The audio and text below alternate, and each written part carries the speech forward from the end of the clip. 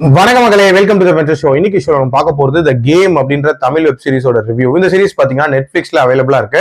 ஸ்ரதா ஸ்ரீநாத், சந்தோஷ் பிரதாப், சாந்தினி மற்றும் பலர் இதுல நடிச்சிருக்காங்க.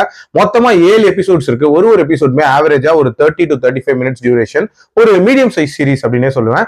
இந்த சீரிஸ் ஒரு சைபர் த்ரில்லர் சீரிஸ். இந்த சீரிஸோட ஸ்டார்டிங்லேயே ஸ்ரதா அண்ட் சந்தோஷை காட்டுறாங்க. இவங்க ரெண்டு பேரும் கணவன் மனைவியா இருப்பாங்க. அது மட்டும் இல்லாம இவங்க ரெண்டு பேரும் கேம் டெவலப்பர்ஸ், ஒரே கம்பெனில ஒர்க் பண்ணிட்டு இருப்பாங்க. இதுல ஸ்ரதாவை பொறுத்த வரைக்கும் ஒரு பயங்கர இண்டிபெண்டன்ட் உமன் அண்ட் பயங்கர கெரியர் போக்கஸ்டா இருக்கக்கூடிய ஒரு பெண் அண்ட் நிறைய விஷயத்த போல்டா பேசக்கூடிய ஒரு பெண்ணாவும் காட்டுறாங்க. ஒரு நாள் அவங்களுக்கு பெஸ்ட் கேம் டிசைனருக்கான அவார்ட் கிடைக்குது. அந்த அவார்ட் ஃபங்க்ஷன் நைட்டே அவங்க சிவியரா அட்டாக் பண்ணப்படுறாங்க. அவங்களோட பிலாங்கிங்ஸையும் திருடிட்டு போயிடுறாங்க. சோ இந்த அட்டாக்கை நிகழ்த்தினது யாரு அப்படின்ற மாதிரி தான் இந்த கதையோட இன்வெஸ்டிகேஷன் ஸ்டார்ட் ஆகுது. இதை இன்வெஸ்டிகேட் பண்ண வரக்கூடிய போலீஸ் ஆபீசர் தான் சாந்தினி. சோ அந்த இன்வெஸ்டிகேஷன் எப்படி போகுது அப்படின்றது ஒரு தனி பிளாட்டா இருக்கும். அதே நேரத்துல அவங்களுக்கு ஆன்லைன்ல நிறைய அட்டாக்ஸ் அப்படின்றது அவங்க மேல நடக்குது. அதாவது அவங்கள பத்திய மீம்ஸ், அவங்கள பத்திய ஒரு டிஸ்டர்பிங்கான இமேஜஸ் அப்படின்றதெல்லாம் சோசியல் மீடியால பரவிட்டு இருக்கு. சோ இதுக்கு காரணம் யாரு அப்படின்றது ஒரு தனி விஷயமா இருக்கும். அண்ட் மூணாவதா பாத்தீங்க அப்படின்னா ஸ்ரதாவோட நீஸோட ஒரு கதையை காட்டியிருப்பாங்க. அந்த சின்ன பொண்ணு எப்படி ஒரு சில விஷயங்களால ட்ராப் பண்ணப்படுறா, அதை சுத்தி நடக்கக்கூடிய விஷயங்கள் அப்படின்றது ஒரு மூணாவது பிளாட்டா போகும். சோ இதுக்கெல்லாம் காமன் கனெக்ஷன் இருக்கா அண்ட் டுவர்ட்ஸ் தென் என்ன அப்படின்ற மாதிரி நிறைய விஷயங்களை சொல்லக்கூடிய ஒரு சீரிஸ் தான் இந்த சீரிஸ். இந்த சீரிஸை பொறுத்த வரைக்கும் ஒரு மிஸ்ட்ரி கலந்த சைபர் த்ரில்லர் சீரிஸா கொடுக்கணும் அப்படின்ற மாதிரி இவங்க முயற்சி பண்ணிருக்காங்க.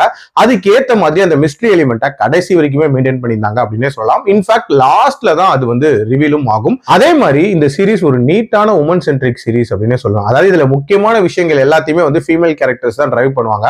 ஸ்ரதாவா இருக்கட்டும், சாந்தினியா இருக்கட்டும், அந்த நீஸோட கேரக்டரா இருக்கட்டும், இவங்கெல்லாம் ஒரு கீ கேரக்டர்ஸ் அந்த சீரிஸ்க்கு கான்ட்ரிபியூட் பண்ணாங்க அப்படின்னே சொல்லலாம்.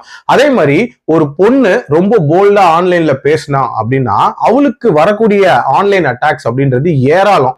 அதுலயும் நிறைய பேர் இந்த ஆணாதிக்க மனநிலையை ஒரு விதமான வன்மமா கமெண்ட்ஸ்ல காட்டுவாங்க. இது இன்னைக்கும் நடந்துட்டு இருக்கக்கூடிய ஒரு விஷயம். சோ அதையும் இதுல நீட்டா கவர் பண்ணியிருந்தாங்க அப்படின்னே சொல்லலாம். ஸ்டார்டிங்ல இருந்து எண்ட் வரைக்கும் பெருசா போர் அடிக்காம போன ஒரு சீரிஸ் தான். பட் இந்த சீரீஸ்ல டீடைலிங் அப்படின்றது கண்டிப்பா இன்னுமே பெட்டரா இருந்திருக்கலாம். எஸ்பெஷலி அந்த மாஸ்க் மேகம் அப்படின்ற ஒரு கேமை பத்தி இவங்க சொல்றாங்க. அதை பத்திய டீடைலிங் அப்படின்றதெல்லாம் அந்த அளவுக்கு காட்டல.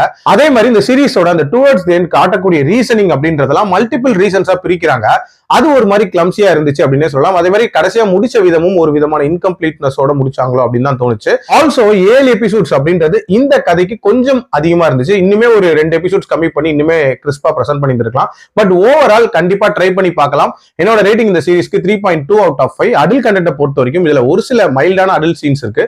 அதுக்கு ஏற்ற மாதிரி பிளான் பண்ணிக்கோங்க. மீண்டும் அடுத்த விமர்சனத்தில் சந்திக்கிறேன். நன்றி, வணக்கம்.